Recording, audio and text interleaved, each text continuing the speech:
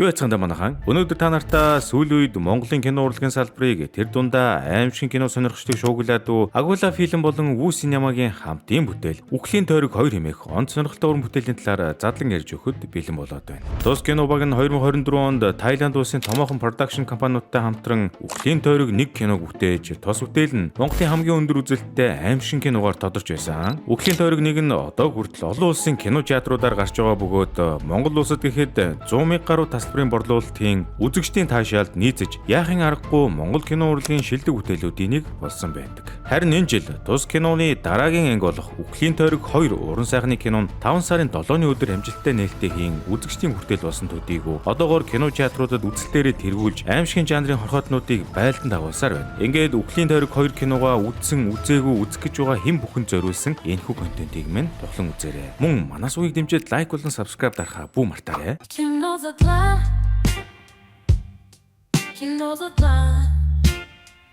Он цаг үлэрсэн ч цус чамаас арилахгүй.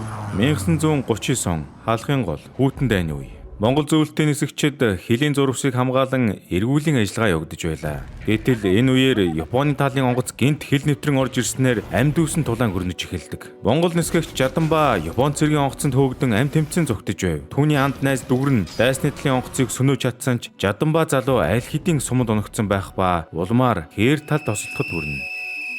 Өнөө цаг Улаанбаатарт киноны мань гол дүрийг оргил гэдэг бөгөөд тэрээр нас өндөр гарсан аав Дүгэр болон хүү хөлөг охин үжин нарын хамтаар аж төрдөг гэжээ. Тэрээр ахуй амьдралаа залгуулахын тулд автобусны жолоочоор ажиллана. Ерөнхийдөө эдний гэрүүл нь амар тайван амьдрах боловч нас өндөр гарсан аав нь Альцгеймерийн өвчин туссан байлаа. Нэг удаа ориглын их Жанхаан аавынхаа ухаан санааг сэргэхэд туслах болов уу гэж санаад дайны үед хэрэглэж байсан эд зүйлс болох шинээл, шүгэл, зураг гэх мэтийг авчирч өгсөн байдаг. Гэвч Дүгэр өвгөн тэдгээр зүйлс дундаас цус шүглийг онцлон барьж авч шүгэлдэн үлээснээр араараасаа үргэлжлэх аимшигт үйл явдлын эхлэлийг тавина. Ориглын их чинь учир бүтүүлгээр амиа оруулсан бол төрсөн хүүн харамсалтайгаар амь насаа алдна. Улмаар оргил охин үжний хамт энэ бүх учрыг тайлах урт холын аянд гарахаар шийдэж Үхлийн тойрог 1 дээр гардаг дархтын нэр цуутай харын зайран хайн Сибирийг зорсноор киноны маань оргил хэсэг өрнөдөг байна. За энэ түрээд хэдүүлээ кино үзсэн түүх рүүгээ орохгүй бол нэлээд спойл явуулчлаа шүү. Кино үзсэн түүх. Зохиолч найруулагч Цэрэн Доржин энэхүү бүтээлд бид бүхний танил Цогоогой, Болд Эрдэнэ, Нэргүүбаатар, Цэгмэд, Бадарч, Пүрэв Дорж нарын олон чадварлаг жүжигчид мөн залуу уран бүтээлчд болох Номин Эрдэнэ, Тэмүүжин, Мөнх наран, Загвар өмсөгч Төгс, ютубер Түшиг нар дүрвтэйсэн гэжээ. Нэрэн булчинтай ба Түшиг маань энэхүү киногоороо жүжигчдийн дебютээ хийсэн байна лээ. Энэ удаа жүжигчнэр минь хүмүүс намайг мэдхэд тун төгсөн байна. Би өөрөө догдолж байна. Мөн гол дүр тоглосон Болд Эрдэнэ жүжигчний хувьд анхны аимшигын жанрын бүтээлдээ тоглосон бөгөөд зохиол нь нэлээд хүн санагдаж байсан ч өөрийгөө сорихыг хүссэн юм шүү. За миний хувьд бол одоо аимшигын трейлерийн төрөл жанрын кинонд бол бас нэг тоглож байгаагүй. Бараг анхных байна уу? Яг зохиол уншихад жоохон хүнд тал руугаа санагч ирсэн. Гэхдээ бол яг жүжигчний хувьд бол бас тоглох юмнууд байгаа учраас энэ дүр дээр бас ажиллаж үзье гэж сансан. Сонирхолтой баримтаас дуртахад залуу жүжигчин Номин Эрдэнэ нь Үхлийн тойрог 1 киноны гол дүр жүжигчин Ариун Бямбийн төрсөн охин юм билээ. Тэрээр Үхлийн тойрог 1-ийг үзээд хамгийн түрүүнд босож алга ташиж байсан бол энэ удаа аавынхаа тоглосон киноны 2 дугаар ангид гол дүрийг бүтээсэн байна. Мөн залуу жүжигчин Тэмүүжин Цогоогойн жүжиглэлтийн талаар хэлэхдээ өвөгийн том нүд нь цавчгачгүй амар харагдаж байсан. Бас гарын чичрээ тавихгүй жүжиглэлт нь үнэхээр бодтой мэт санагдаж байсан. Хэмээн дүрдэж. Манай өвөө бол тоолсон Цогоогой. Яг сцен дээр яг өөдөөс нэг том тийм дүрлийсэн тийм том нүд ингээд харцгаар тэр нүд нь амар байсан.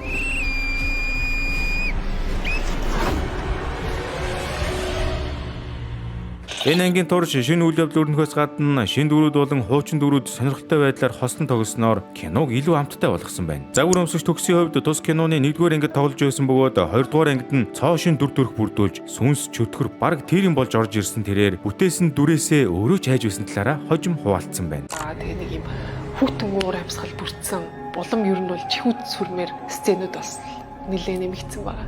Мөн энэ киноны бас нэг онцлог зүйл нь яалтчгүй зохиол юм. Аимшиг кино гэхээр л хүн амьтанд айц мэдрүүлэх боломжтой байдаг ч тус киноны хувьд хэн нэгний үйлдсэн үеийн үр хизээ нэгэн цагт ямар нэг байдлаар хэд дахин өндөр төлөөсдөөр араас тань нэхэж ирдэг гэсэн санааг маш тодорхой илэрхийлэхийг зорьсон байна. Ингэснээр зохиолын өгүүлэмж нь үзэгчдийн сэтгэлд хүрэхээр бүтээгдсэн аж. За тэгээд айц мэдрэнгээ ухаарл хүртээд байж тээ. Одоо бүгдээрээ зураг авалтын талаар авч үзцгээе. Аимшиг кино учраас үүдгэр гэрэл орчин зэргээс эхлээд кино багийнхны сэтгэл зүй тодорхой хэмжээнд нөлөөлөл мэдрэгдэж байсан байна. Тайз засалтын хувьд кино багийнхан маань зөвхөн зураг авалтан зориулж ханаар тусгаарлагдсан 5 өрөө байшин босгож байлдааны онгоцыг хүртэл яг бодит мэд дуурайлган бүтээсэн байдаг. Мэдээж маш том ногоон фон бүхий заалан зураг авалтын эсвүүд дээр ажилласан учраас компьютер график дээр ч мөн нэлээд ажиллах шаардлага үүссэн байна. Мөн кино багийнхан өнөөх дуурайлгаж хийсэн байлдааны онгоцоо тайгад хүртэл аваачин зураг авалтаа хийжээ. Ингэж бодохоор Монголын кино урлагийг нэг алхам урагшуулахад Үхлийн тойрог 2 кино маань яалтчгүй бас нэгэн хувь нэмэр оруулсан байна. Тэр утгаараа ер нь бол бас яг ингээд Монголын кино урлагийг нэг алхам урагшлуулсан гэж би бол хараад байгаа. Мөн жүжигчтэй хэлж байгаагаар байгаль дээрх зураг авалт нь маш хүйтэн цаг агаарт өрнөж амьдралдаа даарч байгаагүйгээрээ даарсан гэжээ. Тус кинонд Монголын шилдэг мэргэжлийн уран бүтээлчид ажиллаж Монголд ихэнх зураг авалтаа хийсэн ч сүүлийн хэсэгт Оросын уран бүтээлчидтэй хамтран ажиллаж эрхүү Сибирийн тайга, байгаль нуурын хөлдөн үсэн дээр зураг авалтууд явагдсан байна. Магадгүй хүүтэн уур амьсгалд хийгдсэн болооч тэр үйл явдал нь улам жихүүц төрүүлэн болсон байх талтай. Мөн киноны саунд инженерингийг магтахгүй байхын аргагүй. Дууны найруулгын бүхийд гүйцэтгэлийг Тайланд улсын Vanilla Sky студидтэй хамтран бүтээсэн бөгөөд тус студийн саунд инженерүүд болон хөгжмийн зохиолчдоос бүрдсэн 16 оны баг дэлхийн түвшинд ажилласнараа онцлог бүтээл болсон байна. Мөн Монгол кино бүтээлүүдээс анхны Dolby 7.1 дууралтай гэдгээрээ яах аргагүй ялгарч байгаа юм.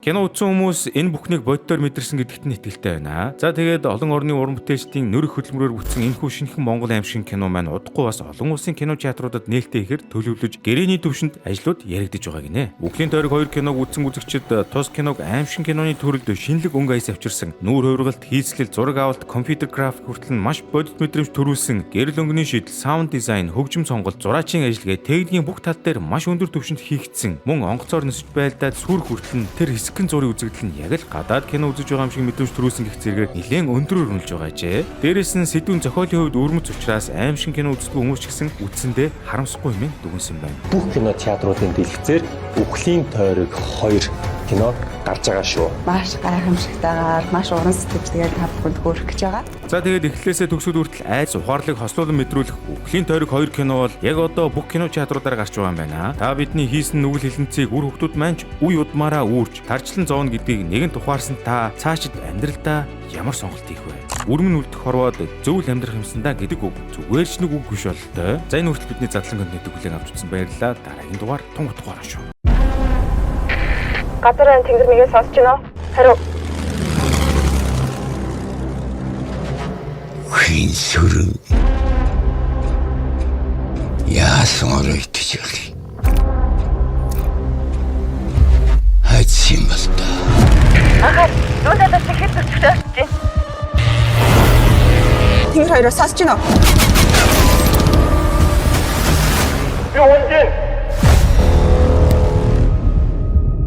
Эмээ айлэрт бурхан болцсон шүү дээ.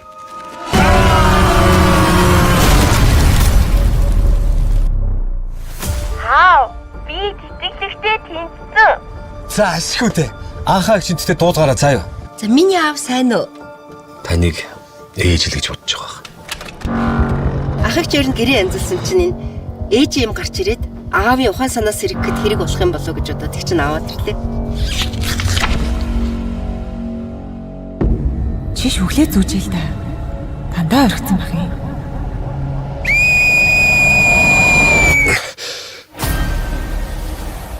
Зүүдээ өгөөцгч. Сайны ёр биш дээ.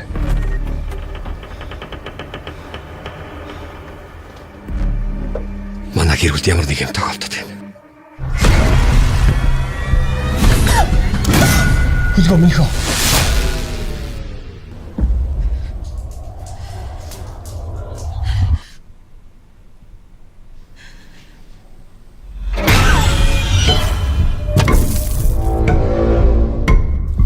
Цусны нэхэлтэй хараал гэж бууж байна.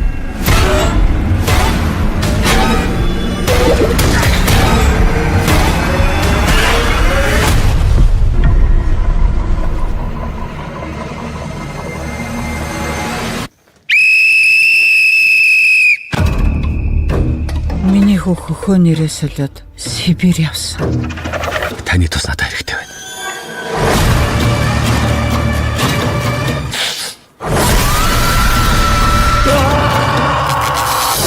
Энэ шигүүл ямар учиртай? Та мэднэ үстэй.